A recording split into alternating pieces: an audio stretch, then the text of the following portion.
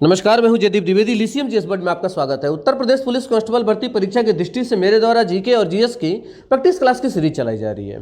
आज की जो क्लास है ये प्रैक्टिस क्लास की 8वीं क्लास होगी। यदि अब तक आप इस सीरीज के साथ नहीं जुड़े हैं तो चैनल को सब्सक्राइब करें और जल्द से जल्द इस सीरीज के साथ जुड़ें, क्योंकि उत्तर प्रदेश पुलिस कांस्टेबल भर्ती परीक्षा में सामान्य अध्ययन से जो भी सवाल उठाए जाएंगे उन सभी संभावित सवालों को इस प्रैक्टिस क्लास में सम्मिलित किया गया है। तो आइए प्रारंभ करते हैं आज की क्लास। पहला सवाल है, बिरजू महाराज का संबंध किस शास्त्रीय नृत्य से है? ऑप्शन है कथकली, कथक, भरतनाट्यम और मणिपुरी। इसका सही आंसर होगा कथक। बिरजू महाराज कथक से संबंधित है। इसके अलावा बिंदाजी महाराज तथा लच्छू महाराज भी कथक से संबंधित है। अगला सवाल है, भारत में किस राज्य में सर्वाधिक साक्षरता दर है? ऑप्शन है केरल, तमिलनाडु, आंध्र प्रदेश और महाराष्ट्र। इसका सही आंसर होगा केरल। भारत में सर्वाधिक साक्षरता दर लगभग 94% साक्षरता दर केरल का है। दूसरे स्थान पर मिजोरम आता है जिसका 91.3% और तीसरे स्थान पर त्रिपुरा आता है जिसका 88.7% साक्षरता दर होता है। तो सही आंसर होगा केरल। अगला सवाल है कि ब्रह्म समाज की स्थापना किसने की थी? ऑप्शन है राजा राम मोहन राय, स्वामी विवेकानंद, स्वामी दयानंद सरस्वती और राजगोपाल चट्टोपाध्याय। इसका सही आंसर होगा राजा राम मोहन राय। राजा राम मोहन राय ने ब्रह्म समाज की स्थापना की थी। स्वामी विवेकानंद ने बेलूर मठ की स्थापना की थी और स्वामी दयानंद सरस्वती ने आर्य समाज की स्थापना की थी। तो इस सवाल का सही आंसर होगा राजा राम मोहन राय। अगला सवाल है कि उत्तर प्रदेश में कौन सा जनपद तेल रिफाइनरी के लिए प्रसिद्ध है? ऑप्शन है बरेली, वाराणसी, महोबा और मथुरा। इसका सही आंसर होगा मथुरा। मथुरा में स्थित मथुरा रिफाइनरी उत्तर प्रदेश के उत्तर पश्चिमी क्षेत्र में पेट्रोलियम उत्पादों की मांगों को पूरा करता है। इसकी स्थापना 1982 में किया गया था। यह इंडियन ऑयल कॉरपोरेशन की 6ठी रिफाइनरी है। सही आंसर होगा मथुरा। अगला सवाल है, मुद्रा का क्या तात्पर्य होता है? ऑप्शन है मूल्य का मापक, कर्मचारी को मिलने वाला वेतन, लाभांश और किसी राज्य की प्रतिवर्ष की कुल आय। इसका सही आंसर होगा मूल्य का मापक। मुद्रा मूल्य का मापक होता है। अगला सवाल है, भारत के पहले chief of defence staff general Bipin Rawat और उनकी पत्नी मधुलिका रावत और अन्य सशस्त्र बलों के जवानों की आकस्मिक दुर्घटना में मृत्यु हुई। यह दुर्घटना कब हुई थी? ऑप्शन है 9 दिसंबर 2021, 4 दिसंबर 2021, 7 दिसंबर 2021 और 8 दिसंबर 2021। इसका सही आंसर होगा 8 दिसंबर 2021। अगला सवाल है, किस मुगल शासक के आदेश पर सिखों के 5वें गुरु अर्जुन देव जी को मार दिया गया था? ऑप्शन अकबर, औरंगजेब, शाहजहां और जहांगीर। इसका सही आंसर होगा जहांगीर। सिखों के 5वें गुरु अर्जुन देव को खुसरो की सहायता करने के आरोप में मृत्युदंड दिया गया था, जो कि जहांगीर के द्वारा दिया गया था। तो सही आंसर होगा जहांगीर। अगला सवाल है, भारत में राष्ट्रीय खेल दिवस कब मनाया जाता है?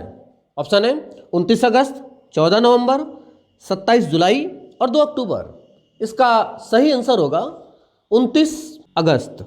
29 अगस्त को राष्ट्रीय खेल दिवस मेजर ध्यानचंद के जन्मदिन पर मनाया जाता है। 14 नवंबर को बाल दिवस मनाया जाता है पंडित जवाहरलाल नेहरू के जन्मदिन पर और 2 अक्टूबर लाल बहादुर शास्त्री जयंती एवं महात्मा गांधी जयंती तथा अंतर्राष्ट्रीय अहिंसा दिवस के तौर पर इसे मनाया जाता है। तो इस सवाल का सही आंसर होगा 29 अगस्त। 29 अगस्त को राष्ट्रीय खेल दिवस मनाया जाता है। अगला सवाल है, सर्वाधिक प्राचीन पुराण कौन सा है? ऑप्शन है मत्स्य पुराण, विष्णु पुराण, नारद पुराण और वामन पुराण। इसका सही आंसर होगा मत्स्य पुराण।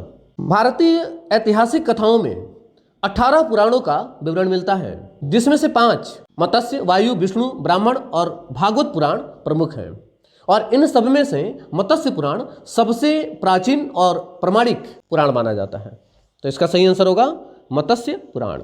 अगला सवाल है, सारे जहां से अच्छा हिंदुस्ता हमारा के रचयिता कौन थे? ऑप्शन है रविन्द्रनाथ टैगोर, मोहम्मद इकबाल, महात्मा गांधी और CR दास। इसका सही आंसर होगा सारे जहां से अच्छा हिंदुस्ता हमारा, ये लिखा है मोहम्मद इकबाल ने। रविन्द्रनाथ टैगोर ने गीतांजलि लिखी है तथा महात्मा गांधी की प्रमुख रचना हिंद स्वराज है। तो इस सवाल का सही आंसर होगा मोहम्मद इकबाल। मोहम्मद इकबाल के द्वारा लिखा गया था सारे जहां से अच्छा हिंदुस्तान हमारा। अगला सवाल है, निम्नलिखित में कौन सा युग्म सही नहीं है? ऑप्शन है बड़ा इमामबाड़ा लखनऊ, निशात बाग जम्मू कश्मीर, फिरोज शाह कोटला दिल्ली और हुमायूं का मकबरा इलाहाबाद। इसका सही आंसर होगा हुमायूं का मकबरा इलाहाबाद। हुमायूं का मकबरा इलाहाबाद ये सही कोट नहीं है। हुमायूं का मकबरा दिल्ली में स्थित है और हुमायूं के मकबरा को 1993 में यूनेस्को द्वारा विश्व धरोहर स्थल घोषित किया गया था और ये दिल्ली में है। इसके अलावा बड़ा इमामबाड़ा लखनऊ में स्थित है, निशात बाग जम्मू कश्मीर में स्थित है और फिरोज शाह कोटला दिल्ली में स्थित है। तो सही मेल नहीं है हुमायूं का मकबरा इलाहाबाद। तो इसका सही आंसर होगा हुमायूं का मकबरा इलाहाबाद। अगला सवाल है, चंद्रप्रभा मृगवन भारत के किस राज्य में स्थित है? ऑप्शन है उत्तर प्रदेश, राजस्थान, मध्य प्रदेश, गुजरात। इसका सही आंसर होगा उत्तर प्रदेश। उत्तर प्रदेश में चंद्रप्रभा मृगवन की स्थापना 1957 में किया गया था और ये उत्तर प्रदेश के चंदौली जिले में स्थित है। तो सही आंसर होगा उत्तर प्रदेश। अगला सवाल है कि अर्जुन पुरस्कार किस क्षेत्र से संबंधित है? ऑप्शन है नृत्य, सिनेमा, दूरदर्शन और खेलकूद। इसका सही आंसर होगा खेलकूद। अर्जुन पुरस्कार खेल से संबंधित है। अर्जुन पुरस्कार की शुरुआत 1961 में प्रारंभ किया गया था। इस पुरस्कार के दौरान 5 लाख रुपए नगद पुरस्कार दिया जाता है और प्रत्येक वर्ष अधिकतम 15 खिलाड़ियों को उनके अद्वितीय खेल के लिए अर्जुन पुरस्कार से सम्मानित किया जाता है। तो खेल से संबंधित है अर्जुन पुरस्कार। इसका सही आंसर होगा खेलकूद। अगला सवाल है कि भारत में भारत कोकिला के नाम से किसे जाना जाता है? बहुत ही महत्वपूर्ण सवाल है और कंफ्यूज करने वाला भी सवाल है। ऑप्शन है लता मंगेशकर, इंदिरा गांधी, सरोजिनी नायडू और पीटी उषा। इसका सही आंसर होगा सरोजिनी नायडू। सरोजिनी नायडू को भारत कोकिला कहा जाता है और लता मंगेशकर को स्वर कोकिला कहा जाता है।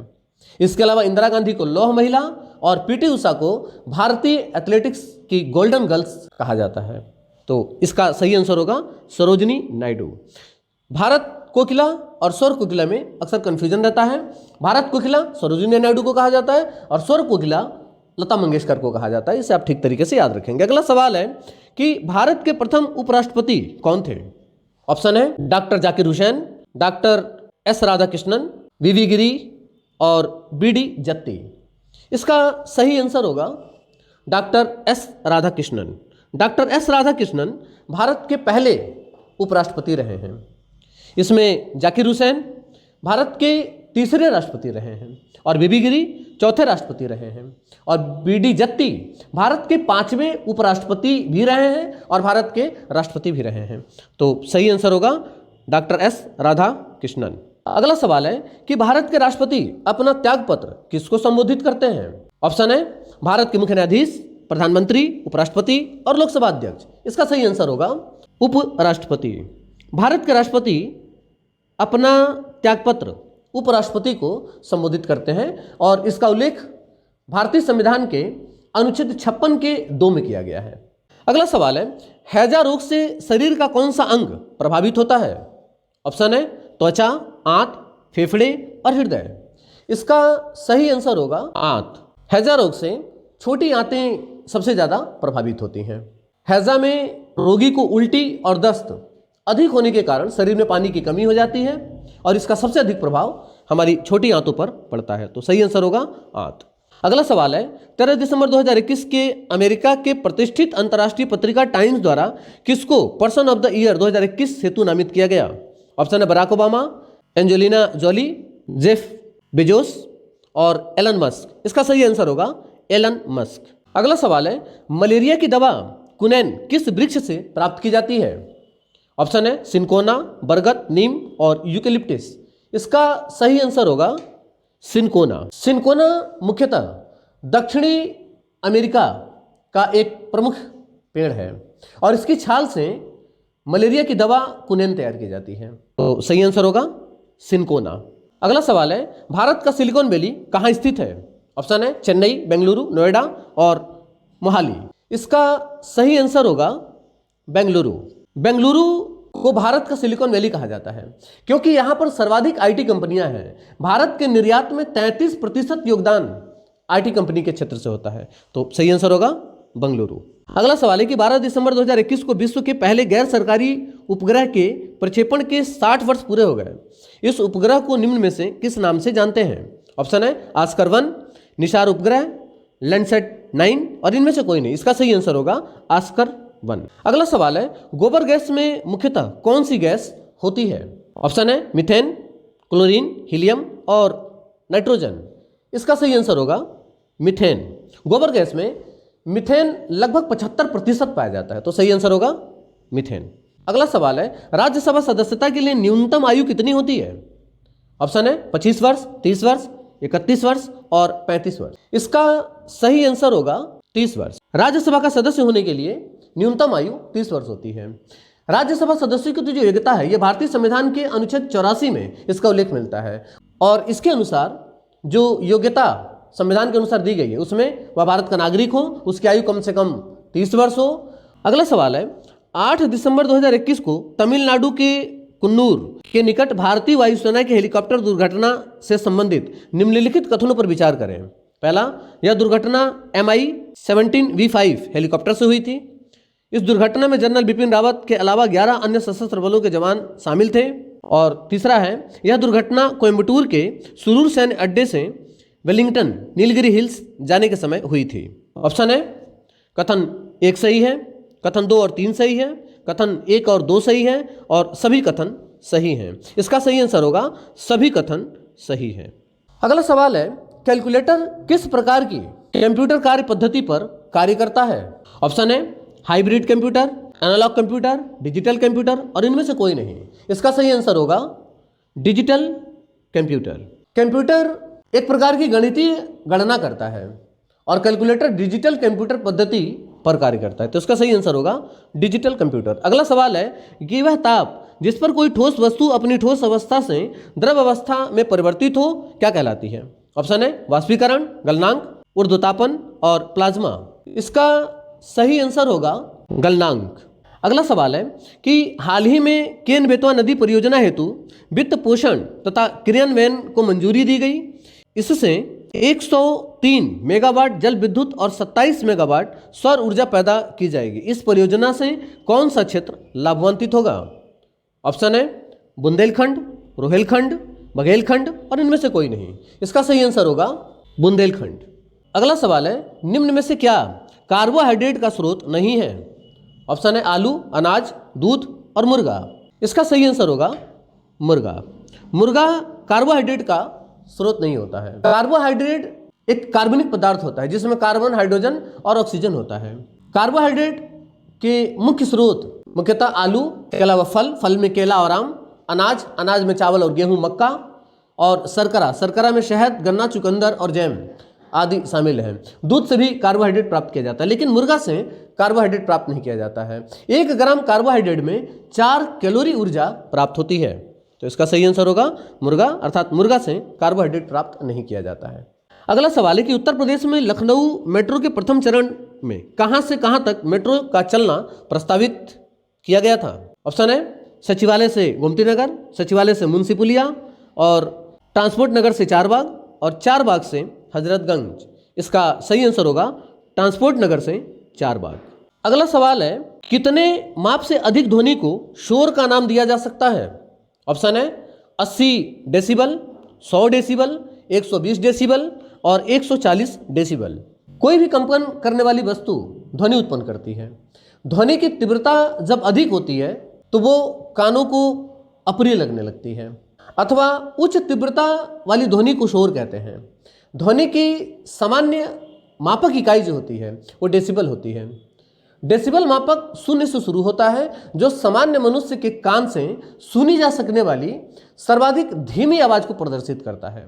जो साधारण बातचीत हम लोग करते हैं यह लगभग 30 से 40 डेसिबल होता है। जोर से जो बातचीत की जाती है, लड़ाई झगड़े की जाते हैं, ये 50 से 60 डेसिबल तक होती है। ट्रक और ट्रैक्टर यानी जो वाहन होते हैं इनकी जो आवाज़ होती है ये 90 से 100 डेसिबल तक होती है। जो सायरन बजते हैं ये 110 से 120 डेसिबल तक इनकी आवाज़ होती है। जो जेट विमान होते हैं इसकी आवाज़ 140 से 150 डेसिबल होती है। मशीन गन की आवाज़ 170 डेसिबल होती है और मिसाइल की आवाज़ 180 डेसिबल तक होती है। और 80 डेसिबल से अधिक ध्वनि को शोर का नाम दिया जाता है। तो सही आंसर होगा 80 डेसिबल। अगला सवाल है, एक कंप्यूटर में स्टोरेज माध्यम की क्षमता की इकाई क्या होती है? ऑप्शन है बाइट, बिट, किलो और पिक्सल। इसका सही आंसर होगा बाइट। एक बाइट में 8 बिट होते हैं और एक किलो बाइट में 124 बाइट होते हैं और एक MB में 124 KB होते हैं। अगला सवाल है, अंतर्राष्ट्रीय महिला दिवस कब मनाया जाता है? ऑप्शन है 8 मई, 8 अप्रैल, 8 मार्च और 8 जून।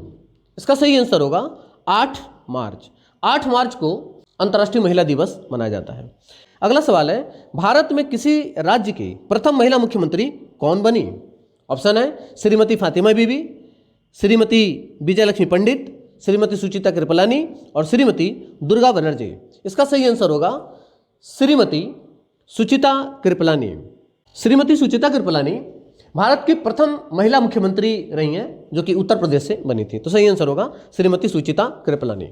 अगला सवाल है, उत्तर प्रदेश राज्य का भारत में क्षेत्रफल की दृष्टि से कौन सा स्थान है? ऑप्शन है पहला, दूसरा, तीसरा और चौथा। इसका सही आंसर होगा चौथा। अगला सवाल है कि निम्नलिखित में से किस व्यक्ति को सर्वप्रथम भारत रत्न पुरस्कार दिया गया? ऑप्शन है सत्यजीत रे, सी राजगोपालाचारी, मदर टेरेसा और CV रमन। इसका सही आंसर होगा सी राजगोपालाचारी। सी राजगोपालाचारी को 1954 में पहली बार भारत रत्न दिया गया था और इसी समय से भारत रत्न से सम्मानित करने की शुरुआत हुई थी। तो सही आंसर होगा सी राजगोपालाचारी। अगला सवाल है, भारत में नदी पर बना सबसे लंबा पुल कौन सा है? ऑप्शन है गोदावरी सेतु, गोदावरी नदी, विक्रमशिला सेतु, गंगा नदी, नेहरू सेतु, सोन नदी और महात्मा गांधी सेतु, गंगा नदी। इसका सही आंसर होगा महात्मा गांधी सेतु जो कि गंगा नदी पर बनाया गया है। महात्मा गांधी सेतु पटना से हाजीपुर को जोड़ता है और यह गंगा नदी पर उत्तर पश्चिम दिशा में बनाया गया एक पुल है। यह दुनिया का सबसे लंबा और एक ही नदी पर बना एक सड़क पुल है। इसकी लंबाई 5575 मीटर है। इंदिरा गांधी ने इसका उद्घाटन 1882 में किया था। तो सही आंसर होगा महात्मा गांधी सेतु जो कि गंगा नदी पर बनाया गया है। अगला सवाल है, किसी क्षेत्र की औसत जलवायु को जानने के लिए निम्न में से किसका योगदान नहीं होता है? ऑप्शन है वर्षा, वायु की गति, वृक्षों की संख्या और आर्द्रता। इसका सही आंसर होगा वृक्षों की संख्या। अगला सवाल है कि उत्तर प्रदेश वन निगम कब स्थापित किया गया था? ऑप्शन है 25 नवंबर 1974, 25 नवंबर 1975, 25 नवंबर 1976 और 25 नवंबर 1977। इसका सही आंसर होगा 25 नवंबर 1974। 25 नवंबर 1974 को उत्तर प्रदेश वन निगम की स्थापना की गई थी। यह 38 सवाल उत्तर प्रदेश पुलिस कांस्टेबल भर्ती परीक्षा की दृष्टि से बहुत ही महत्वपूर्ण है। इनके सही जवाब यहाँ पर दे दिए गए हैं तथा इस क्लास की PDF डिस्क्रिप्शन में डाल दिया जाएगा जिसे आप डाउनलोड कर सकते हैं और अपनी तैयारी को बेहतर बना सकते हैं। यदि आपको यह सीरीज सही लग रही है और आप लोगों के लिए उपयोगी लग रही है तो इसे ज़्यादा से ज़्यादा शेयर करें और यदि आपने अब तक चैनल को सब्सक्राइब नहीं किया है तो चैनल को सब्सक्राइब कर लें। मिलते हैं अगली क्लास में, तब तक के लिए नमस्कार, धन्यवाद, जय हिंद।